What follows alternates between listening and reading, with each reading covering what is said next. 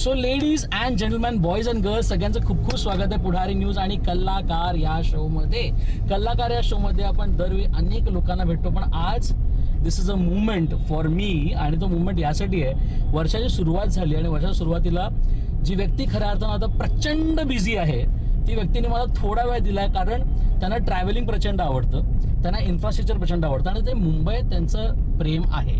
आणि याच मुंबईमध्ये फिरत फिरत आम्ही इंटरव्ह्यू करणार आहोत आपल्यासोबत. आदिल सर, खूप खूप स्वागत आहे. धन्यवाद. आणि श्रेयसजी, वाढदिवसाच्या खूप खूप शुभेच्छा. Thank you so much Adil sir. त्यामुळे सगळ्यात पहिल्यांदा आपण मुंबईमध्ये फिरतोय. हो, शिवाजी पार्कवर आपण निघालोय. हो. आणि आता शिवाजी पार्क, दादर, सेना भवन, सिद्धिविनायक मंदिर, दिस आर लाईक व्हेरी हार्ड ना. Absolutely. तुमच्यासाठी हे सगळं माहोल आहे तरी का? What is Mumbai? तुम्हाला सांगू का, आता जिथे आपण होतो राजा काकाच्या घरी म्हणजे शिवतीर्थावर, राईट.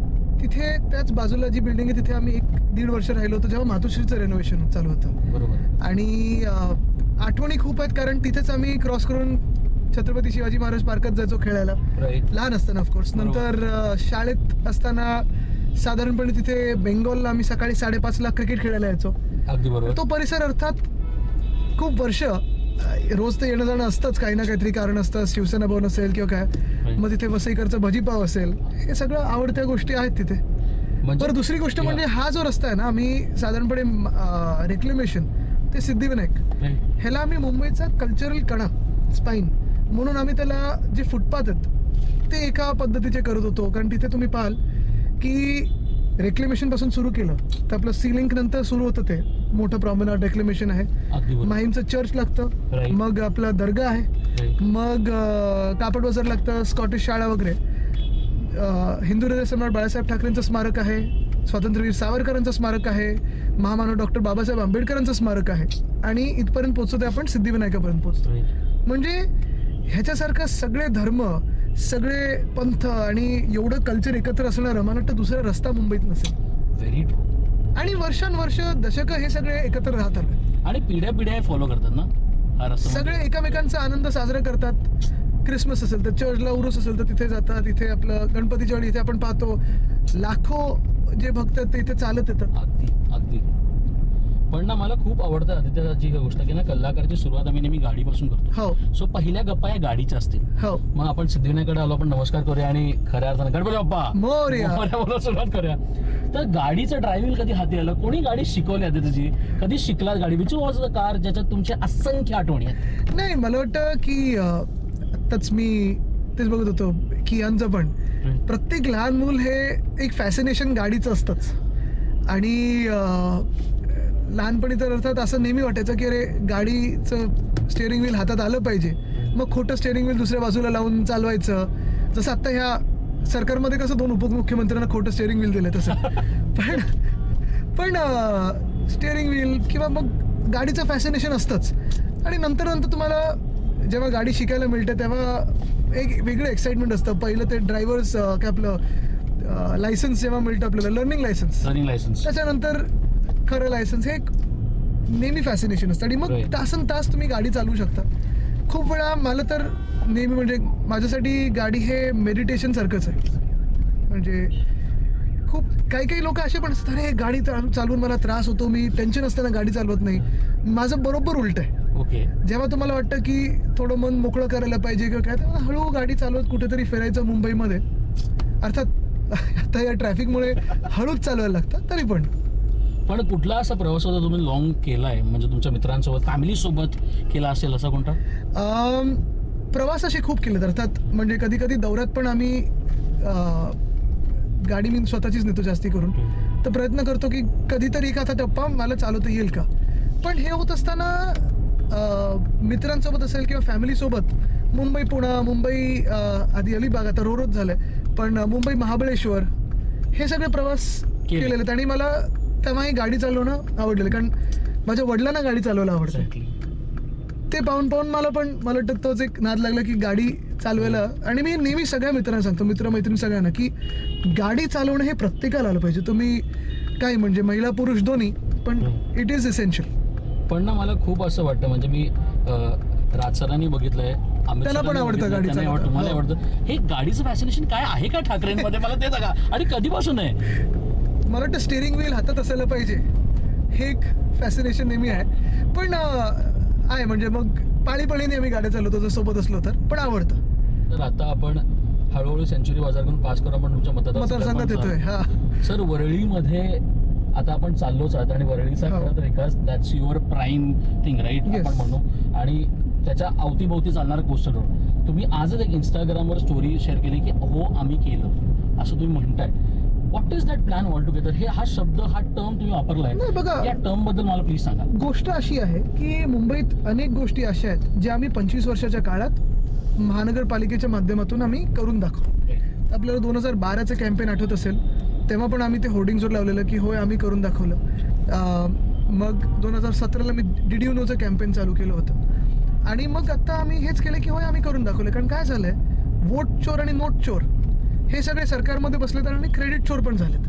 म्हणजे मी कधी कधी मला आश्चर्य होतं की फडणवीस साहेब, ठीक आहे थोडं तुम्ही खोटं बोलू शकता, थोडं रेटून बोलू शकता, पण सर्रास तुम्ही बोलताय आणि तुम्ही कोस्टल रोड ज्याचा तुमचा काडी मात्र संबंध नाही, त्याचं क्रेडिट घेताय, हे शॉकिंग आहे. कारण 2012च्या वचननाम्यात 2013मध्ये उद्धव साहेबांनी परत प्रेस कॉन्फरन्स घेऊन पहिलं, म्हणजे तेव्हा फडणवीस साहेबांचं कुठे हे पण नव्हतं, सरकारमध्ये पण नव्हते, तेव्हा आम्ही सांगितलं कोस्टल रोड बनवू. आणि नंतर आम्ही 14मध्ये आमचं सरकार आलं तेव्हा कोस्टल रोड फडणवीस साहेबांनी एकच केलं, नॉर्थ बाउंड कोस्टल रोड हा त्यांनी MSRDCला दिला आणि साऊथ बाउंड हा आमच्याकडे BMCकडे ठेवला. साऊथ बाउंड आपण पाहताय पूर्ण झालं, भूमिपूजन आम्ही केलं, काम सुरू केलं, आम्ही सगळं काही केलं, पण क्रेडिट घ्यायला पुढे आले. बरं, हा आम्ही जो केलेला कोस्टल रोड आहे तो टोल फ्री आहे, कुठेही हिडन टॅक्स लावला नाही. वेरॅज MSRDC आता मिंदनकडे जो कोस्टल रोड आहे 10 वर्ष कॉन्ट्रॅक्टर्स 2-3दा बदललेत, एस्केलेशनवर एस्केलेशन, काम काही झालं नाहीये, असं आहे. आता हाच बघा ना, हा वरळी शिवडी पूल, हा जो कनेक्टर आहे खरं हा खूप महत्वाचा एक ईस्ट वेस्ट कनेक्टर आहे. आता जिथून आपण चाललोय, आम्ही जानेवारी 2021मध्ये हे काम सुरू केलं होतं आणि हे काम सुरू करत असताना मला थोडी डिझाईन बदलायला लागली. कारण आधीची डिझाईन ही मागच्याच सिग्नलच्या आधी संपायची, म्हणजे पुलावर तुमचं सिग्नल आलं असतं. जगात कुठे पुलावर सिग्नल आहे, कोणी प्लॅनिंग केलेलं मला माहित नाही. मग आम्ही एक्सपर्ट्स बोलून सगळं ते पुढे आणलं हा रॅप. जानेवारी 2021 ते 2022 जुलै 47% काम पूर्ण झालं. हा 47%. आणि नंतर दादांनी जेव्हा हाऊसमध्ये आम्हाला सांगितलं अधिवेशनाच्या वेळी की किती टक्के पुढचं काम पूर्ण झालं असेल, तर पुढचं काम साधारणपणे जेव्हा आम्ही पाहिलं 2024मध्ये पुढच्या 2 वर्षात 57% काम. म्हणजे एवढंच काम जर तुम्हाला करायचं होतं, मग तुम्ही एवढं सरकार का पाडलं, बहुमताचं सरकार का आणलं, क्रेडिट तुम्ही घेणार, सगळं काही क्रेडिट घ्या, पण काम तर पूर्ण करा. कोस्टल रोड पण, म्हणजे मी त्या दिवशी पण ते डोमला दाखवलं ना, मी सगळे फोटोज दाखवले आणि त्या फोटोमध्ये तुम्हाला फडणवीस साहेब कुठे दिसतात का बघा, हाच विषय. म्हणजे आज पण ते सांगतात की कोस्टल रोड, मी मध्ये एक मंत्री आहेत मुंबईचेच पियुष गोयलजी, त्यांनी पण कुठच्या तरी इंटरव्ह्यूमध्ये ये टनल तो हमारे देवा भाऊ ने बनाया है. म्हणलं अरे संबंध काय? ठीक आहे, तुम्ही सगळा आदर आहे, तुम्ही खुर्च्यांवर बसलेला आहात, बहुमताचं सरकार प्राप्त केलंय, सगळं काही आहे, पण जे तुम्ही केलंय ते तुम्ही बोला, आम्ही केलंय तर आम्ही बोलू. आम्ही नोटबंदीबद्दल बोलत नाही, पडतोय रुपये त्याच्याबद्दल बोलत नाही, फॉरेन पॉलिसी पूर्णपणे बट्ट्याबोळ झालं त्याच्याबद्दल क्रेडिट घेत नाही. तुम्ही आमच्या कामाचं घेऊ नका. ह्या टनलचं काम मला आठवतं, प्रत्येक महिन्याला आम्ही जायचो आत, मावळा नाव हे मी दिलेलं टनलला. तर अशा सगळ्या गोष्टी आहेत. मुंबईत तुम्ही मला कुठच्याही वॉर्डमध्ये न्या, आम्ही केलेली कामं ही तुम्हाला दाखवू शकतो. आणि 3 वर्ष महानगरपालिका आता ह्यांच्या हातात असलेली आणि लावलेली वाट ही पण तुम्हाला दाखवू शकतो. पण सर, आता आपण कोस्टलला जातो आहोत, हो. आपण तुमच्या मतदारसंघात आहोत. सर, तुम्ही एकदा मला एका इंटरव्ह्यूमध्ये तुमच्या मी ऐकलं होती गोष्ट की तुम्ही संतुष्ट नाही आहात कामाने, म्हणजे तुम्हाला ते अजून करायचं आहे, अजून काहीतरी करायचं आहे. हे झालंय, ठीक आहे, हो, अजून काय? जेव्हा तुम्ही या वरळी मतदारसंघ तुमच्याकडे आला तेव्हा ते आता, how do you summarise all this things? See 2-3 गोष्टी. बेसिकली काय होतं, वरळी मतदारसंघात मला वाटतं थोडं एक आपल्या देशाचं प्रतीक आहे. देशभरातल्या सगळ्या भाषा जवळपास ते भाषिक वरळीत राहतात. मराठी माणसाचा बालेकिल्ला आहेच आहे, शिवसेनेचा बालेकिल्ला राहिलेलाच आहे. त्याच सोबत जर पाहिलं तर सगळ्यात आत्ता आपण जे आता वरळी सीफेसवर येत आहोत, हे बघा, हे आम्ही इथे केलेलं, हे नेव्ही बरोबर थोडं हे केलेलं, हे घोड्यांचं म्युरल आम्ही इथे केलं, हे सगळी ब्युटिफिकेशन असेल. पण जेव्हा आपण ह्या मतदारसंघात येतो तेव्हा आपल्याला सगळ्यात श्रीमंत लोक आणि जास्तीत जास्त स्लम्स ह्या दोन्ही एकाच ठिकाणी होत्या. म्हणजे आता हा जो वरळी सीफेस आपण पाहू समोर, आता आपण चाललोय कोस्टल रोडवर, पण ह्याला आता बिलियनर्स रोमध्ये, फायनान्शियल टाइम्समध्ये वगैरे पण त्याचा उल्लेख झाला. पण पण बिलियनर्स रोच्या मागे बरोबर आपण पाहाल BDD आहे. तीच BDD जी 25 वर्ष रखडलेली होती, 99 आता 100 वर्ष झाली त्याला. 25 वर्ष रखडलेल्या BDD मध्ये आम्ही पुनर्विकास केला त्याचा. 160 स्क्वेअर फुटाच्या घरांमधून 500 स्क्वेअर फुटाची घरं दिली आणि पोलीस परिवारांना देखील तिथे आम्ही हक्काची घरं दिली. सावली बिल्डिंग आता ह्या सरकारने काढली, पण शासकीय जे कर्मचारी होते त्यांना घरं दिली. तर हे आम्ही जे अभिमानाने सांगू शकतो आणि आनंदाने सांगू शकतो आम्ही केलं, असं भाजपवाले सांगू शकतात का? आता बघा ना, हे जे कोस्टल रोड आहे इथे almost 96 hectare open green space आम्ही बनवणार होतो. ठीक आहे, आता मी ऐकतोय बनवतात, आता परत महापालिका आल्यानंतर ते आम्ही बनवू, पण मध्ये ह्यांना इथे होर्डिंग्स लावायचे होते. हे अशी सगळी यांचे खेळ चालतात.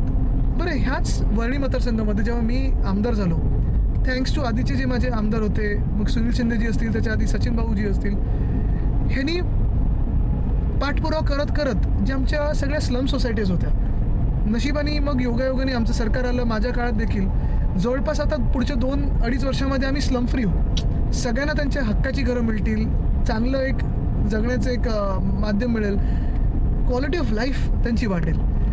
नुसतं हाय राईज नाही तर चाळींचा विकास होतोय. कोळीवाडा आम्ही तसाच त्यांचे अधिकार अबाधित देऊन त्यांना काय पाहिजे ते देतोय. स्लम सोसायटीचा विकास होतोय. तर बेसिक हा एक ह्या बेसिक गरजा झाल्या. त्याचसोबत माझा प्रयत्न आहे की वरळीमध्ये जास्तीत जास्त ओपन स्पेसेसनं प्रोटेक्ट करायचं. फुटपाथ्स हे माझा मुंबईतला एक प्रयत्न होता, त्यावेळी पण होता, आता सरकार आल्यानंतर पण होणार. प्लॅनिंग करून फुटपाथ चालण्यासारखे झाले पाहिजेत. आणि माझा ठाम विरोध 2 गोष्टींना आहे. एक म्हणजे ते फुट ओव्हर ब्रिज. गरज नसताना फुट ओव्हर ब्रिज करण्याची गरज नाही. सगळीकडे आपण ते कॉन्ट्रॅक्टरसाठी त्यांनी करून ठेवलेलं आहे. तिथे ॲट ग्रेडच तुम्हाला क्रॉस करता आलं पाहिजे. Pedestrian first policy. आणि दुसरं म्हणजे हे जे फॅड आलं ना, लास्ट माईल कनेक्टिव्हिटीसाठी आम्ही हे आणू ते आणू. तुमचा शेवटचा 1 मैल जर चालण्यासारखा नसेल तर काय शहर आहे हो तुमचं?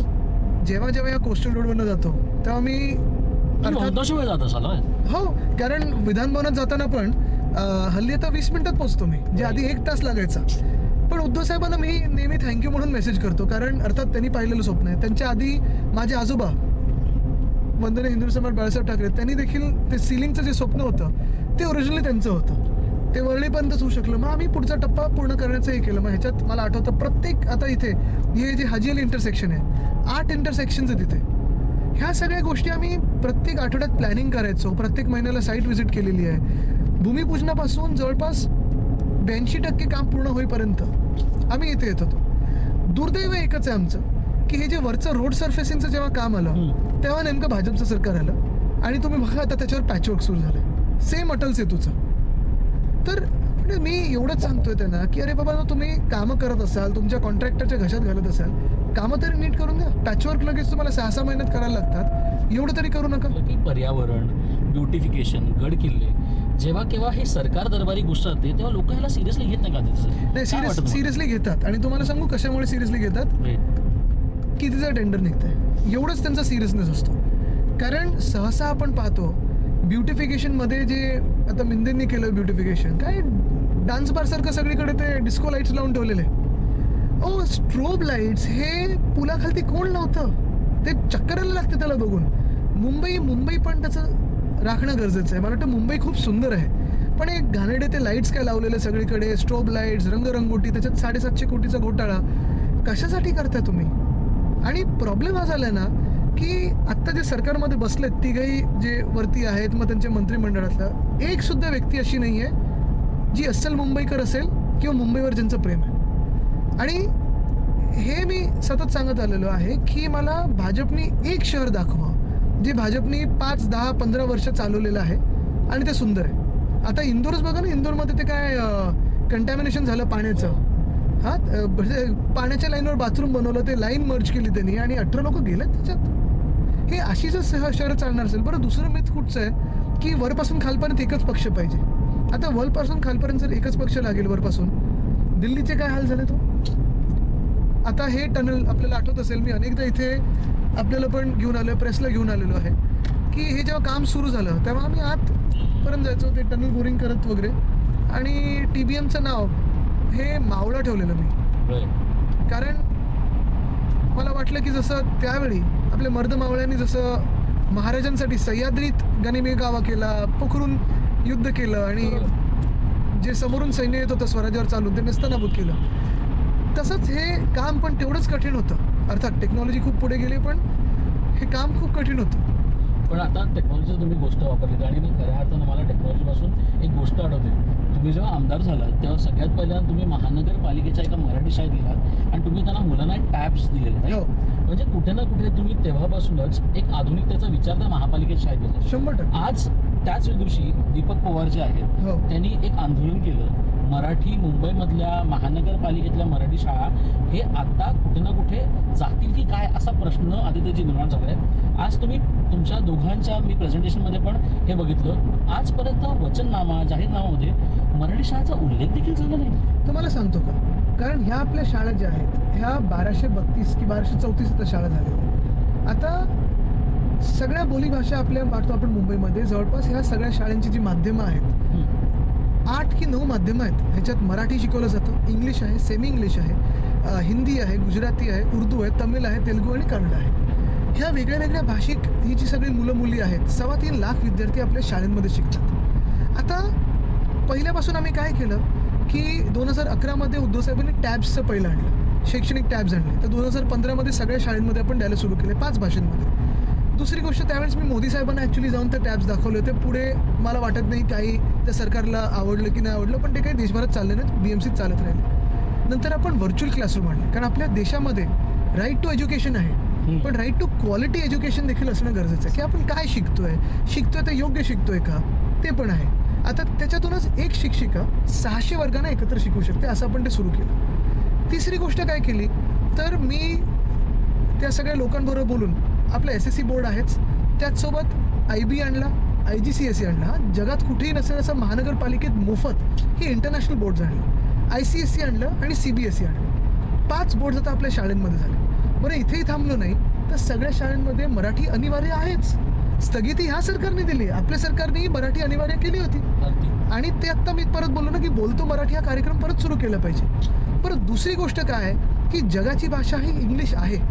म्हणजे तुम्ही कितीही काही बोललात तरी जगाची भाषा इंग्लिश आहे. तर तुमची मातृभाषा मराठी आणि इंग्लिश हे आपण 3 भाषेचं जे आत्ता चाललेलं नाही यांचं हिंदी लादायचं आहे. हिंदीला विरोध नाही आहे पण लादण्याला विरोध आहे. तुमची मातृभाषा जी आहे ती आलीच पाहिजे. मराठी तुम्ही महाराष्ट्रात राहता ही आलीच पाहिजे. बोलीभाषा तरी आली पाहिजे. एकदम ह्रस्वदीर्घ तुमचं नीट नसेल तरी ठीक आहे, चला एक दिवस मानू शकतो. आणि इंग्लिश तुमचं नीट बोलता आलं पाहिजे तरच तुम्ही जगाशी संवाद करू शकाल. तर हे आपण करतो. आणि दुसरं म्हणजे माझा हा हट्ट आहेच, कितीही कोणी माझ्यावर टीका केली तरी आपल्या सगळे जे जास्तीत जास्त मराठी परिवार जे पालक आहेत ते त्यांच्या मुलांना जेव्हा मुंबई महानगरपालिकेच्या शाळेत पाठवतात एक विश्वास असतो की ही मुंबई महानगरपालिकेची शाळा ह्या मुलाचं भलं करेल. त्याच्यात माझं जसं मला ऑप्शन होतं प्रायव्हेट स्कूल्समध्ये की ठीक आहे तुम्ही IB शिकू शकता, ICSE शिकू शकता, तर विनामूल्य का नाही आपल्या मुलांनी शिकायला पाहिजे, तरच समाज पुढे जाईल. आपल्याला आठवत असेल टोनी ब्लेअरनी हेच सांगितलं होतं की जर ते जिंकून आले प्रधानमंत्री म्हणून तर त्यांच्या टॉप 3 प्रायोरिटी ह्या शिक्षण राहतील. आणि शिक्षणाशिवाय आपण पुढे पुढे जाऊ शकत नाही. आज पण जे आम्ही सांगितलं ना की जगातली सर्वात मोठी आणि सर्वोत्तम लायब्ररी करू महामानव डॉक्टर बाबासाहेब आंबेडकरांच्या नावाने, त्याच्यासाठीच ना की आपला समाज आत्ता बघा ना जातीपातीत, धर्मात, भाषा, प्रांत ह्याच्यात सगळं आपण भांडत आहोत. कुठे ना कुठेतरी समाज म्हणून जर आपल्याला पुढे जायचं असेल, सायंटिफिक टेम्पर आणायचं असेल तर आपल्याला हे करायला लागेल. तर आमच्या शाळेमध्ये पण शिरसजी आम्ही वाघोबा क्लब का तर नेचर पर्यावरणच्या जवळ तुम्ही गेलं पाहिजे. आता तुम्ही जेव्हा ह्याच्याबद्दल बोलता आता चंद्र, मार्स, आता तुम्ही बघा जगात काय चर्चा चालू आहे, AI ची चालू आहे, दुसरी चालू आहे ती मार्सवर कशी राहणार. आपले हिरोज कोण येतो, कल्पना चावला, सुनीता विलियम आणि आता आपला तो कॅप्टन सौरभ जे जाऊन आले, बरोबर आहे. खूप लोकांचं हे स्वप्न असतं लहानपणात की त्यांना ॲस्ट्रॉनॉट व्हायचंय. 9वी 10वी पर्यंत ते स्वप्न मागे निघून जातं.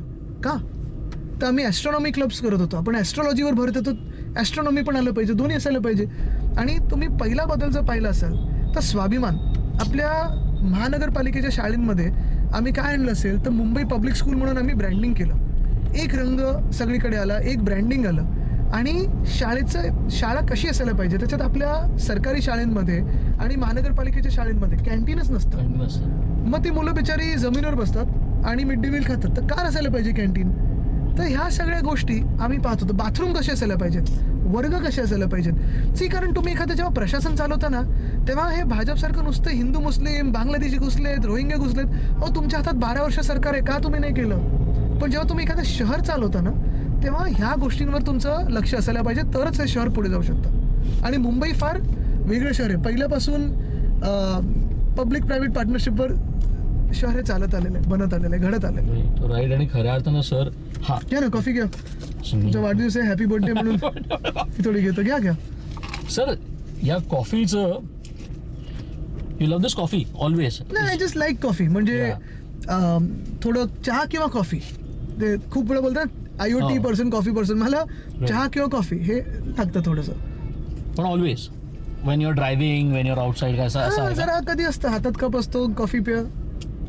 पण ना सर मला खूपदा असं वाटलं आणि त्या सगळ्या गोष्टींमध्ये एक गोष्ट घडली ज्या वर्षी, जी गोष्ट लोकांना पाहायची होती आणि लोकांनी ती पाहिली, तो म्हणजे हिंदी सक्तीच्या विरोधात दोन्हीही ठाकरे बंधू एकत्र उभे राहिले. आणि ते आजपर्यंत, आणि तुम्ही जसं म्हणतो जसं उद्धव साहेब म्हटलं की आम्ही एकत्र आलोत एकत्र राहण्यासाठी, हे वाक्य त्यांनी आज बदललं नाहीये आणि ते बदलत देखील नाहीये. बरोबर. पण त्या सगळ्या गोष्टीमध्ये आज मी ते विचारणार नाही तुम्हाला काय फिलिंग आहे, कसं वाटलं, काय वाटलं, पण मला ती भावना जाणून घ्यायची आहे द डे हे सगळं सत्यात उतरत होतं. तुम्हाला सांगू का फिलिंग ऑल टुगेदर. कारण आज मी तुम्हाला आणि अमितजींना जेव्हा बघतो, it is always like this right. असं होतं असं वाटलं. खरं सांगू का की काल मी आणि अमित पण तेच बोलत होतो, मी काकी अमित आम्ही सगळे असेच बसलेलो गप्पा मारत, कारण काल 3-4 तास आम्ही सगळे थोडं मॅनिफेस्टो हे ते काय काय प्लॅनिंग आपलं वचननाम्याचं वगैरे. पण राजकारण एका बाजूला, नुसतं फॅमिली म्हणून जे आम्ही आत्ता एवढ्या वर्षानंतर भेटतोय बोलतोय ना, एवढं बरं वाटतं की एकमेकांसाठी आम्ही आहोत, एकमेकांची म्हणजे एक it's a very nice feeling. आणि आधी पण आम्ही शाळेत एकत्र कधी कधी जायचो फॅमिली फंक्शन्सला. बरं मग ते 20 वर्षात तुम्हाला, म्हणजे मलाही कधी त्यांच्याकडून जाणवलं नाही, आम्हाला कधी आमच्या आईवडिलांनी सांगितलं नाही की अरे असं असं झालं, आम्ही 2 वेगळे पक्ष तर तुम्ही बोलायचं नाही वगैरे, असं कधीच नव्हतं. म्हणजे आम्ही कुठच्याही फंक्शनमध्ये एकत्र असलो, हा एक ते ऑकवर्ड असायचं की सगळ्यांचे डोळे आमच्यावर येतात, भेटणार की नाही, बोलणार की नाही, हे म्हणजे मला थोडं फनी वाटायचं की अरे एवढं का. ठीक आहे ते आहे, पण आम्ही पण जाऊन नेहमी काका काकीना हाय लोक कसं काय वगैरे, ते म्हणजे ते दोन्हीकडून असायचं, ते दोन्ही फॅमिलीजकडून आम्ही तेवढं हे होतं. तर मला वाटतं म्हणून खूप स्मूथली, आणि आता पण टचवूड खूप असं नाही वाटत की कधी काही मध्ये अंतर होतं ते. पण जसे आता आजकाल जर मी तुम्हाला सर विचारलं Adityaji, which is that one quality तुम्हाला असं वाटतं जी two qualities of Uddhav Thackeray sir and two quality of Raj Thackeray sir which you love the most, जे जे जे शिकण्यासारखं आहे तुम्हाला? मला वाटतं दोघंही फ्रँक आहेत, दोघंही जे मनात येतं ते बोलतात, दोघंही आर्टिस्टिक आहेत. आणि आर्टिस्ट त्यांच्यामध्ये असल्यामुळे ना साधारणपणे कशातही की शहर कसं असायला पाहिजे, ते खोलीत तुमच्या टेबलवर चहाचा कप तिरपाय की सरळ आहे इथपर्यंत कधी कधी थोडा त्रास पण होतो, रे सरळ कर, ही फ्रेम सरळ असायला पाहिजे. पण ते एक एस्थेटिक सेन्स त्यांच्यामध्ये खूप आहे, एस्थेटिक सेन्स आहे, तर ते खूप महत्वाचं आहे मला वाटतं. आणि ऑफकोर्स 2 भाऊ एकत्र आल्यानंतर मजा मस्ती मस्करी. बरं दोघांनी मिमिक्री खूप चांगली जमते, दोघंही ते कार्टूनिस्टच्या भूमिकेतून बघत असतात, तर त्यांचे ऑब्झर्वेशन्स मग नुसतं बसून ऐकायला मस्त वाटतं. बरं दोघांच्यात जे काही भाषणाची पद्धत आहे त्यात ते आम्ही सगळेच ऐकायला उत्सुक आहोत की आता सुरू झाल्यानंतर तोफखाना सुरू झाल्यानंतर काय होणार. पण ना आता महापालिका निवडणुकीसाठी तुम्ही सगळे सज्ज आहात. आता त्याच्यात काही हाकेच्या अंतरावरच आदित्यची निवडणूक आहेत. तुम्ही आताच आज अनेक गोष्टी समोर आणल्यात आणि खऱ्या अर्थानं तुमचं 4 तारखेला तुमचा वचननामा येणार आहे. अनेक लोक जाहीरनामा देतात, तुम्ही वचननामा देतो, हा एक वेगळेपण आहे. मी जर तुम्हाला विचारलं 5 प्रामुख्याने गोष्टी आदित्यची जे तुम्हाला करायच्याच आहेत या मुंबईसाठी, की ह्याच्याशिवाय आता पर्याय नाही, त्या गोष्टी तुम्हाला एक अजून सांगतो. वचननामा मी एवढ्यासाठीच बोलतो की ही दिलेली वचन आहेत, आणि जे आम्ही आधी पण सांगितलं ना की रघुकुल रीत सदा चली आहे, प्राण जाय पर वचन न जाय, हे आम्ही तेवढं पाळतो. म्हणजे तुम्ही आज जरी माझ्याबरोबर 2007, 2012, 2017 हे वचननामे काढून बसलात ना, मी तुम्हाला सांगू शकतो काय काय कुठपर्यंत आम्ही केलं, आणि जे काही राहिलं असेल तर ते का राहिलंय. म्हणजे आत्ता आम्ही आजच दुपारी 2017चा पाहत होतो वचननामा, आणि कितीतरी कामं झालेली आहेत. म्हणजे जवळपास 90% वचननामा हा पूर्ण केलेला आहे आपण.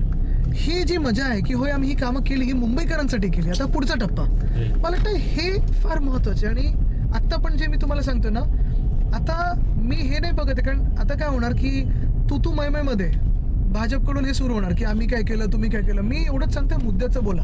बरोबर. आत्ता जर तुम्ही मला विचाराल तर आत्ता जे पहिला मुद्दा आम्ही सांगितला होता की घरांचा, मुंबईतून मराठी टक्का का कमी होतोय, तर घरं ही परवडणारी राहिली नाही आहेत. साधारणपणे आत्ता BDD पण मी पाहिलं तर आत्ता पण दुर्दैवाने काही BDD मधले लोक मी पाहिले 1-2 तर रेंटची ऑफर वगैरे एकमेकांकडे गेलेले आहेत. पण ठीक आहे, तो त्यांचा निर्णय असतो. महत्त्वाची गोष्ट हीच आहे की BMCचे जे एस्टेटच्या प्रॉपर्टीज आहेत किंवा BMCच्या जागा आहेत ज्या अशाच पडलेल्या आहेत, वर्षानुवर्ष पडलेल्या आहेत, बिल्डरांच्या पत्रे लागायला लागले हो त्याच्यावर. म्हणजे ही मुंबईची जागा तुम्ही तुमच्या बिल्डर मित्रांना देताय, हे कितपत योग्य आहे? तर आम्ही ठरवलं त्या सगळ्या जागा परत घेऊ आणि तिथे आपले गिरणी कामगार असतील, रिटायर्ड सगळे आपले शासकीय कर्मचारी, महानगरपालिकेचे कर्मचारी, पोलीस कर्मचारी, BSTचे कर्मचारी, ह्यांना तर आपण हक्काची घरं देऊच शकतो परमनंटली. जसं आम्ही 17च्या वचननाम्यात सांगितलं होतं की जे आपले सगळे सफाई कर्मचारी आहेत त्यांना त्यांच्या हक्काची घरं देऊ. आश्रय योजना आज पाहते आपण यशस्वी ठरते. तिथे आता 5,000 घरं झाली, पुढचा टप्पा होतो 13,000 घरांचा. तर हे सगळं जे आहे ना, हे आहे. दुसरं म्हणजे जसं आरोग्यसेवेत, खरोखर आपल्या आरोग्यसेवेवर एवढा स्ट्रेस असतो, कारण साधारणपणे 2017पर्यंत 13,574 बेड्स वगैरे होते. त्याच बेड्सवर जवळपास डेली इनपुट हा 80,000 लोकांचा देशभरातून असतो. आमचा प्रयत्न हा आहे की आता मुंबईत, जसं मुंबईत मी नेहमी सांगतो की मुंबई महानगरपालिका एकमेव असेल जगभरातली जिचे स्वतःचे 4 मेडिकल कॉलेज आहेत. आत्ता परत आम्ही ऐकत होतो ते MT अगरवाल असेल, राजावाडी असेल, मध्ये प्रयत्न चाललेले भाजप सरकारचे की ते प्रायव्हेटाईज करायचे. कशाला? जगातले सर्वोत्तम सेवा आपण देऊ शकतो ना. चांगले चांगले डॉक्टर्स आपल्या महानगरपालिकेत पण जोडलेले आहेत. तर ते 5 मेडिकल कॉलेजेस हे आम्हाला 5 हॉस्पिटल आम्हाला अपग्रेड करून मेडिकल कॉलेज करायचे. हे दुसरं आहे. शाळेंमध्ये आता तिसरा टप्पा म्हणजे जसं मी सांगितलं की मला ज्युनियर कॉलेज सुरू करायचं आहे. ते दिल्ली इफेक्ट, दिल्लीमध्ये तसंच आहे राईट. दिल्लीमध्ये त्यांच्या बोर्डाप्रमाणे Right. आपल्याकडे HSC बोर्ड होतो आणि SSC बोर्ड होतो. तो फरक आहे. पण मला इथे ज्युनियर कॉलेज सुरू करायचं आणि कदाचित पुढे कॉलेजचा पण आपण विचार करू शकू. चौथं म्हणजे अर्ध्याहून अधिक जास्ती मोकळी मैदानं ही आपण पाहतोय बिल्डरांच्या घशात घातली जातात. हा, ते एक महत्वाचं, ते जे आपल्याला थांबवणं गरजेचं आहे. तर ह्या काही गोष्टींमध्ये आपल्याला पुढे थोडं पुढाकार घ्यायलाच लागेल. BST सर्वात महत्वाची आहे. म्हणजे माझा हा आवडता विषय आहे, कारण मी स्वतः जाऊन BSTच्या ऑफिसमध्ये तासनतास बसायचो, पालकमंत्री म्हणून जाऊन काम करायचो. नुसतं ह्या 2 पालकमंत्र्यांसारखी ऑफिस नाही घेतली, मी तिथे काम करायचो. पण तिथे जाऊन काम करत असताना मला जाणवायला लागलं, आणि आपण एक जो स्टडी पण केला, जागतिक काही एक्सपर्टशी आपण बोललो, 10,000 इलेक्ट्रिक बसेस ह्या आपल्या मुंबईत आणणं गरजेचं आहे. ही डबल डेकरची बस बघताय, ही आम्ही आणली. ह्याला 2 शिड्या आहेत, पुढे एक मागे एक. ह्याचं डिझाईन त्यावेळी आम्ही करून घेतलं. त्याच्यावर माझ्यावर टीका पण झाली भाजपकडून की तुम्ही अशा खरेदी केल्या, फीत कापायला पुढे भाजपवाले. गडकरी साहेबांनाच आणलं डायरेक्ट फीत कापायला आणि क्रेडिट घ्यायला. ठीक आहे, ते काय इंग्लंडच्या 2-3 महापौरांबरोबर बसलेलो COP26ला, ते म्हणजे त्यांना धक्का बसलेला की एवढे भाडे कमी असू शकतात. 5, 10, 15, 5 रुपये 5 किलोमीटर, 10 रुपये 10 किलोमीटर, 15ला 15 आणि 15हून कुठेही जास्ती जायचं असेल 20 रुपयाची एक नोट द्या, फ्लॅट फेअरमध्ये तुम्ही AC बसमध्ये जाऊ शकता. आणि ते होऊ शकतं. झालेलं ना, आपण केलेलं. आपली रायडरशिप वाढवलेली, आपण 32 लाखापर्यंत नेलेली रायडरशिप. आता इथेच तुम्हाला ह्या NGMAच्या बाहेर तुम्हाला कदाचित आता टर्न नाही मारता येणार. बस स्टॉप एक तेव्हा आम्ही नवीन केलेला, खालती फुटपाथ आम्ही नवीन करत होतो. मी फुटपाथ जे बोलतो ना, ते चार्जिंग सिस्टम वगैरे तुम्ही इथे मला एवढंच करायचं होतं. कारण काय होतं, आपल्याकडे जे बस स्टॉप्स आहेत ते बस स्टॉप्स आता भयानक LED बिल्डी, ते कोणी वाचत नाही तिथे बसून, कोणी ते बघत नाही ॲड्स. बस स्टॉप हे बस स्टॉप सारखे दिसले पाहिजेत, स्वच्छ दिसले पाहिजेत, ट्रान्सपरंट असले पाहिजेत, मोकळे असायला पाहिजेत, तरच महिला पुरुषांसाठी सेफ असतात. कारण कसं होतं, वुमन सेफ्टी हा जेवढा लॉ अँड ऑर्डर इश्यू आहे ना, तेवढाच सिव्हिक डिझाईन इश्यू आहे. जर फुटपाथला रेलिंग नसेल तर महिला जास्ती वापरतात, कारण त्यांना नेहमी वाटतं की काही झालं तर रस्त्यावर पळून तरी येता येतं. लाईट्स जर असतील तर महिला पुरुषांसाठी सेफ असतं. जे शहर लहान मुलांसाठी सेफ असतं ते सगळ्यांसाठी सेफ असतं. शेवटी it comes to the end की हातात सत्ता हवी. तुम्हाला वाटतं का की 100% तुम्ही, म्हणजे आता लोक नेहमी म्हणतात की नेहमी हा आवाज उठतो बघा, विरोधक आहेत कुठे, तुम्ही अशा गोष्टीला कसं काय सामावून घेतो? नाही बघा, मला लोकांचं फ्रस्ट्रेशन हे 100% कळतं की विरोधक आहेत कुठे.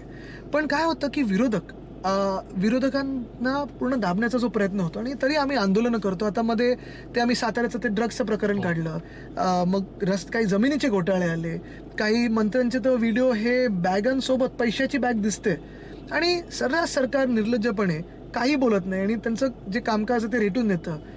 आम्हाला कधी सस्पेंड करतं, सस्पेंड होण्यावरनं पण नाही आहे, पण कुठेतरी लाज ही सत्ताधाऱ्यांमध्ये असायला पाहिजे की नाही. 2020 साली मी सुरू केलं होतं, ते आता मी परत महापालिकेनंतर सुरू करीन. जगभरात आणि काही काही गोष्टी बघा, काही काही गोष्टींना मूलभूत गरजा नसतात, पण त्या एक सिम्बॉलिक असतात. जगभरात तुम्ही बघा, 12 वाजले की ऑकलंड असेल, सिडनी असेल, जपान असेल, लंडन असेल, न्यूयॉर्क असेल, पॅरिस असेल, त्यांचं 31st सेलिब्रेशन तिथे फायरवर्क्स वगैरे करतात. 2020 साली आम्ही केलं होतं, 21 साली केलं होतं. का सरकारने बंद केलं? मुंबई ह्यांनी 31st का सेलिब्रेट करू नये? लाखो लोक रस्त्यावर असतात त्या दिवशी आणि खूप सुरक्षित असतात. मग काहीतरी म्हणजे इथे गेटवे ऑफ इंडिया असेल, तिथे आपण जुहू बीच असेल, पवई तलाव असेल, तिथे काहीतरी असं झालं पाहिजे. दिवाळीत आता मनसे किती सुंदरपणे तिथे शिवाजी पार्कला करतात.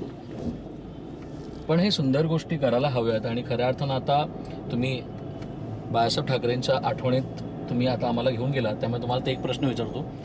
सर काय ना तो किती स्पेशल होतं ती गोष्ट, काय काय गोष्टी त्यांच्याकडून शिकायला मिळाल्या, फ्रॉम द कल्चर, बुक्स. तुम्हाला एक गंमत सांगतो, बुक्स आणि कल्चर तर आहेच, पण जिथे जगभरात भीती असायची, इथून नाही सर, चला महापालिका बघूया, दर्शन घेऊया. जिथे जगभरात शिवसेना प्रमुख आणि हिंदू सम्राट, मग अजून म्हणजे एक त्यांचं ते एक हे होतं ना की सगळे आदर दरारा, आणि नातू बोलल्यानंतर काही चालून जातं. बरं, ते 6 वर्ष म्हणजे तेजस होईपर्यंत मी सगळ्यात छोटा होतो फॅमिलीमधला, म्हणून म्हणजे काय आम्ही मस्तीखोर नव्हतो त्यावेळी, पण वाटेल तर टाइमपास आम्ही चालायचा आणि सगळे बघायचे, अरे असं काय करणार रे, तेव्हा माहीत नव्हतं ना, आजा आहे.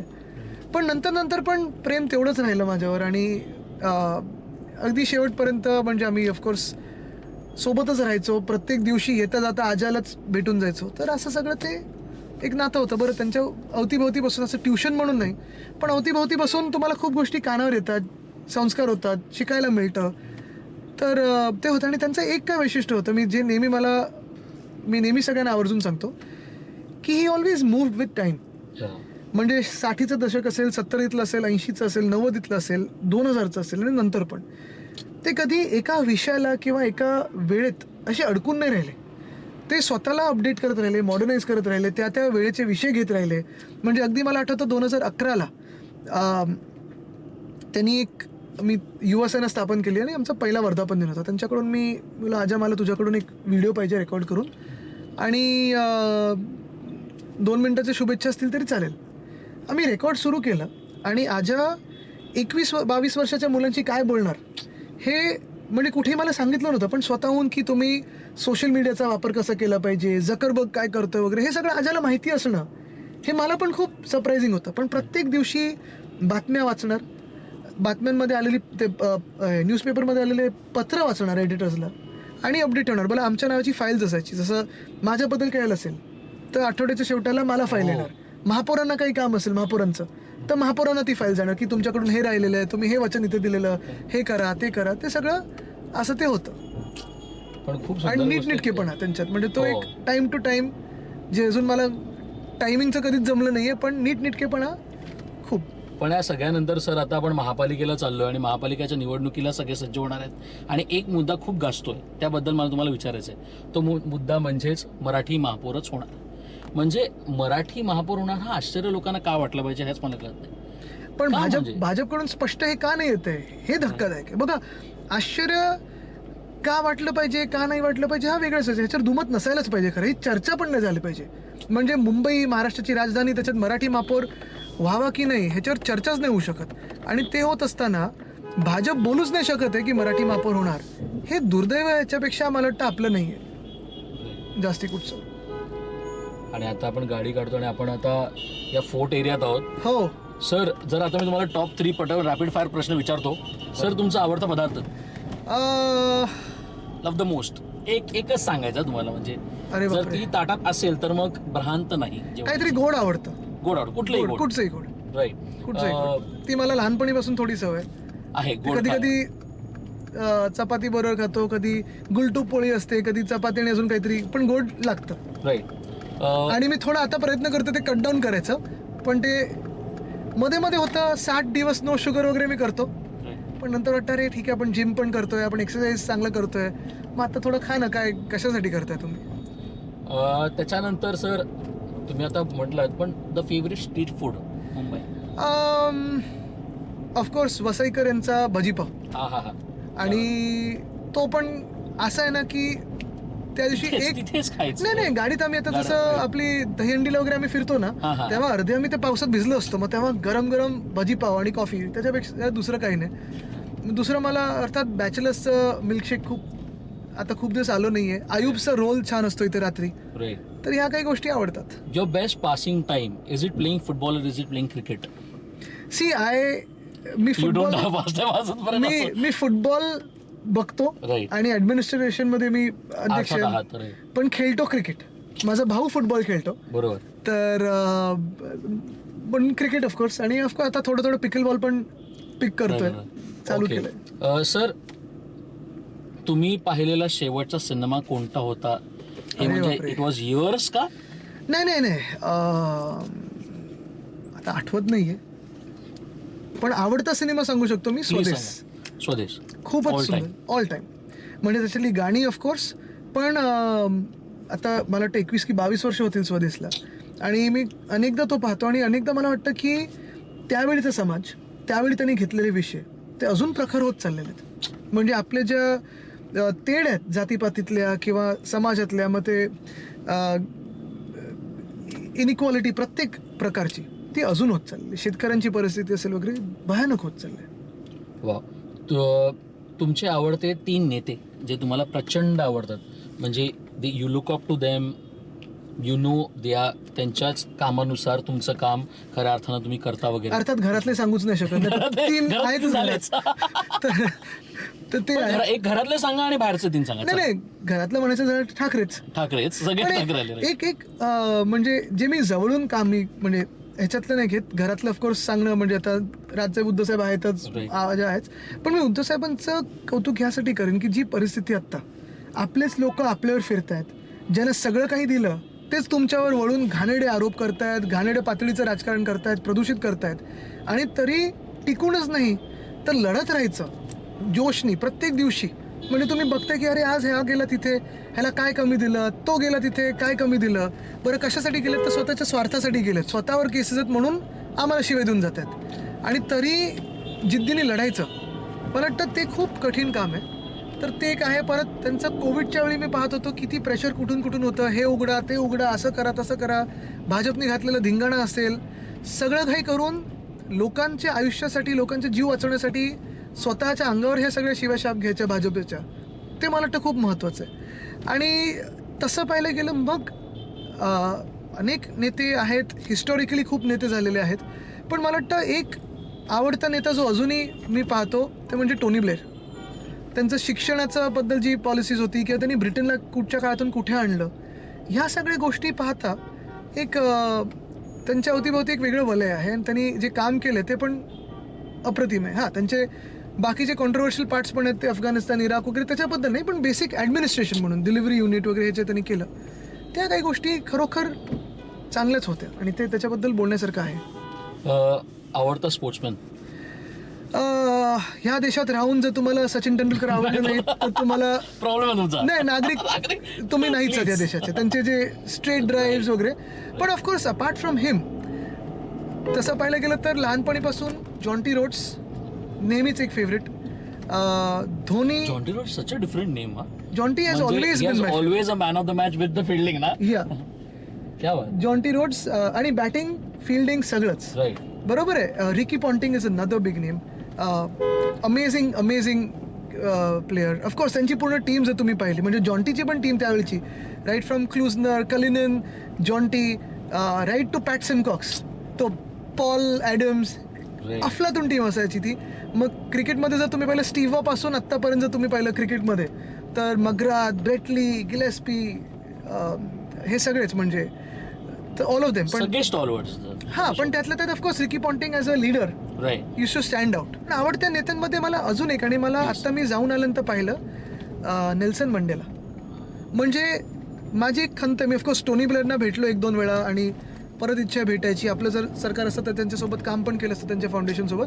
पण एक खंत माझी आहे की मी टोनी ब्लेअरना नाही भेटू शकलो, नेल्सन मंडेला. आणि त्या माणसाने जेवढं भोगलंय, जेवढं सोसलं, आणि नंतर सगळे अत्याचार भोगून देखील ही वॉन्टेड रिकन्सिलिएशन. ज्यांनी त्यांच्यावर अत्याचार केला त्यांच्यासोबत, का तर देश मागे जाईल म्हणून. देश पुढे न्यायचं असेल तर रिकन्सिलिएशन गरजेचं आहे. तुम्हाला वाटत नसेल का म्हणजे तुम्ही जाऊन जर त्यांचं जिथे राहायचे ते प्रिझन सेल, 27 वर्ष तो माणूस जेलमध्ये होता. त्यांना 9 वर्ष आधी ही पण ऑफर आलेली की तुम्ही बाहेर सुटू शकता आणि जाऊ शकता. ते बोलले नाही, जोपर्यंत माझे साथीदार जेलमध्ये मी जाणार नाही. 9 वर्ष अजून त्यांनी कारावास भोगला. आणि अशा व्यक्तीनंतर ऑफकोर्स ती लिडरशिप, म्हणजे इन्व्हिक्टस नावाचा पिक्चर आहे, तुम्ही पाहिलं नसेल तर पहा. मी प्रत्येक वेळी बघतो तेव्हा माझ्या डोळ्यात पाणी असतं. कारण the kind of leadership which is needed today, प्रत्येक जण फाटे फोडायला निघालेला आहे. आणि you need someone who thinks about the larger picture. तुमचा favourite colour sir, is it blue? No.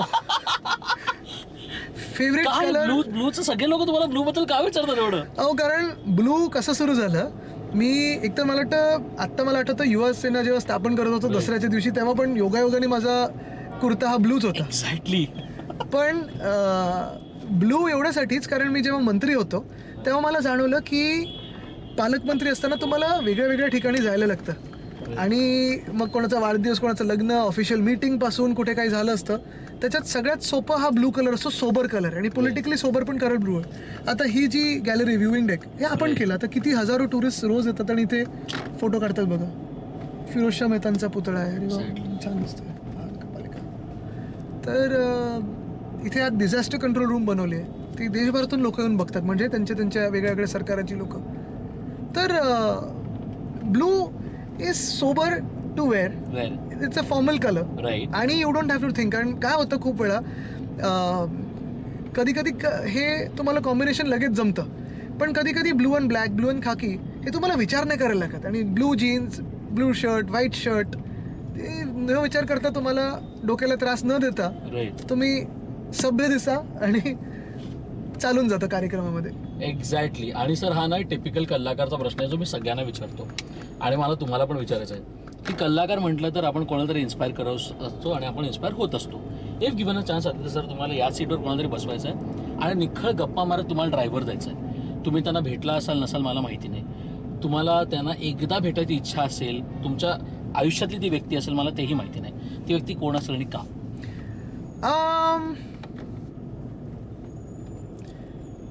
वेगळे कंपार्टमेंट्समध्ये लोक मी आणू शकतो.